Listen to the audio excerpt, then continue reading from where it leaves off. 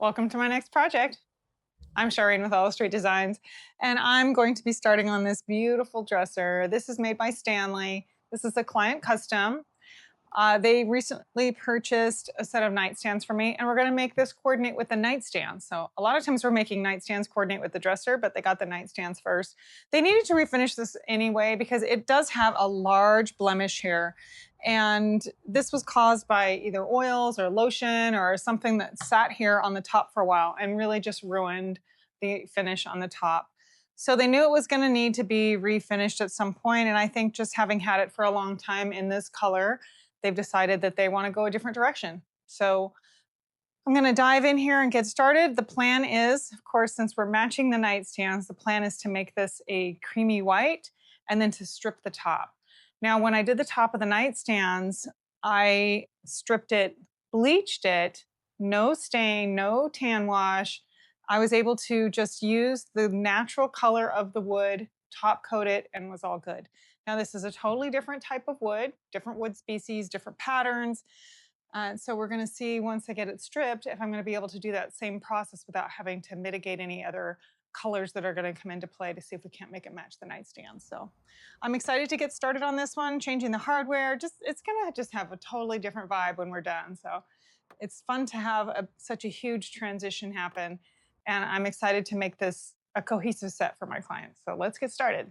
I'm Shireen with Olive Street Designs, and I'm showing the process of furniture refinishing so you can learn too. Be sure to subscribe and follow for more. Okay, so I grabbed my respirator and it's time to dive right in. I'm using a chemical stripper here and just getting it leveled out onto the top. I kind of dump a bunch of it on there and then spread it all out with this brush. And I am nearing the end of what I have in my container, so I used every last drop, and I probably could have used more because it's kind of drying up very quickly, you can see. Struggling to get it off. I usually do probably about twice as much and make it very thick, and then you don't run into all this gummy stuff. But here I am, and now I'm just dealing with what I have. So what the chemical stripper did do was make the finish that was very thick and very tough nice and gummy. So I was able to get some of it off with just scraping it, and then now I've got my carbide scraper getting the rest of it off. And I may look like I'm struggling, but this is actually coming off pretty easy because it's gummy. And look at that. You can see now how thick that finish really is. And if I had not put the stripper on there, this would have taken a very long time. But there it is, fully scraped. And that really was a huge time saver. Look at all the finish that came off. So now after everything got cleaned up, I was able to go in and sand. I'm using 120 grit here and just a good solid sanding. And once I got it all sanded, it's time to address the crumb catcher. So I'm using a carbide scraper, and the heads of this one are interchangeable. This one, I'm using this little pointed one because it gets right down in there. And that crumb catcher is just an area where they routed down in there to make that detail. I know they drive me crazy because they get gunk down inside of them. So with that tool, I can get down in there and get all that gunk out of there and then sand it smooth.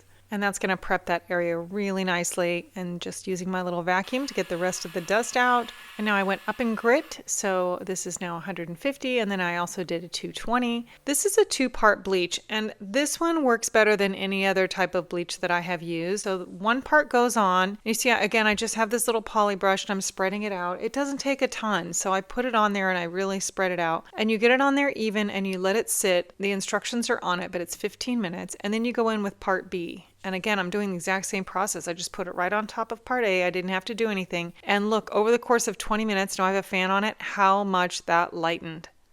So I did it again, and the second round doesn't require as much because the wood's already kind of wet. And then I let it dry again. I'm going to go in with this sand. It's just a sponge, just to lightly sand it. And then I've got an area that it just didn't bleach. So that's part of the original finish. I'm going to use a little gel stain just to help cover that up. And this is just a very natural color because that's the overall color I'm going for. And now remember, I'm trying to match the nightstand, so I now have to add a little bit of color back. So I added some stain, and I went through all of the colors that I thought would warm this up, and that was a little too much stain, so I had to dilute it a little bit more with more top coat.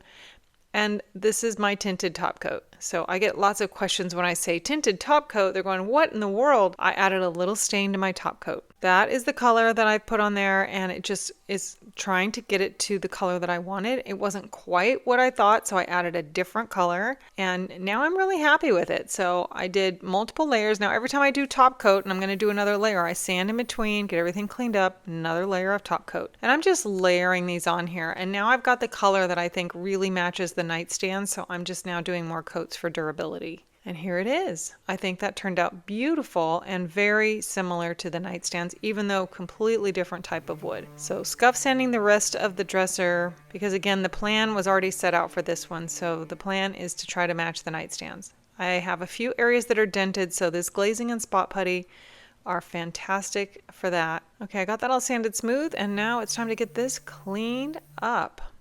My long screws, these are the adjustable screws that come with new hardware. I don't have to buy them, and I have a ton of them, so I use them as temporary handles. I'm going to get the top of this masked off. Now that I have it just how I want it, I don't want to mess it up. So I put a little barrier around there with tape, and then this is just like Kirkland saran wrap. I don't know how I started using saran wrap, but it works so good to mask that off. I got it in the tent, and now I'm mixing up my primer. This is a tinted gray primer. I have it tinted at the paint store. I added a little water to it to dilute it.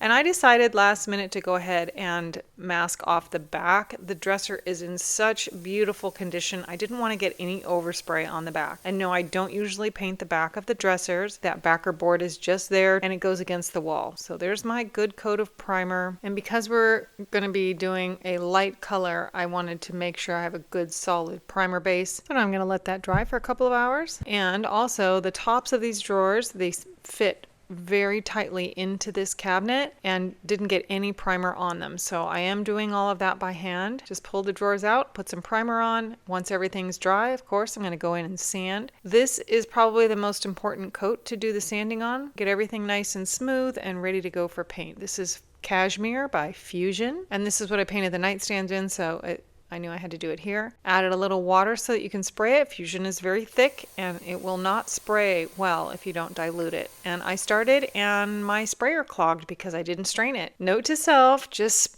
strain the paint. So now that I strained it, I can do the rest. Oh, sometimes I just take, like, it's fine, it's brand new, I don't need to strain it. Yeah, yes you do. So again, sanding in between coats. I did 3 coats of paint. And then this is top coat. I didn't necessarily show it, but I did tape off all of the dovetails, and I'm so glad I did because there was overspray on that part, and those dovetails are so pretty. I didn't want to get anything on them. Now the cabinet, of course, has to be touched up because, again, the drawers are in there and keeping it from getting totally painted, but look at the inside of the cabinet. It's beautiful. There is no overspray on the inside or all over the guides. And so this little bit of touch-up painting that I have to do is so worth it to keep everything clean. Otherwise, I would be masking off every single opening. Of course, I want straight lines on all of this as well. I like to have everything pretty on the inside. And now just touching up the drawers. This is the underside. I'm going to turn this dresser over because the support foot that goes in the middle there had come off. So I'm just going to secure it on there again, make sure that is good to go. This is a big heavy dresser. It really needs that foot. And then add some little nylon feet to the rest of the dresser. And those are on there so that it's really protected from carpet, especially carpet cleaning and things like that. You want to have those little nylon feet. And while I have it upside down, I might as well touch up this edge. Probably would never see it, but I know that it's there and I wanted to make sure it was all painted. So I've got that all done. I'm going to stand it back up again and get ready to reassemble. Adding my beautiful hardware again. This is what matches the nightstand. And let's take a quick look back at where we started. Not that it was a bad dresser, it's just not the color they wanted, and of course it had that damage on top. And here we are now. Now they have a beautiful, cohesive set that is just bright and modern, yet still traditional. And with the oval nightstands, I think this is just such a cool set. I love it. I think the styles of these multiple pieces really complement each other, even though they weren't a set to start. I hope you like this makeover and be sure to follow for more.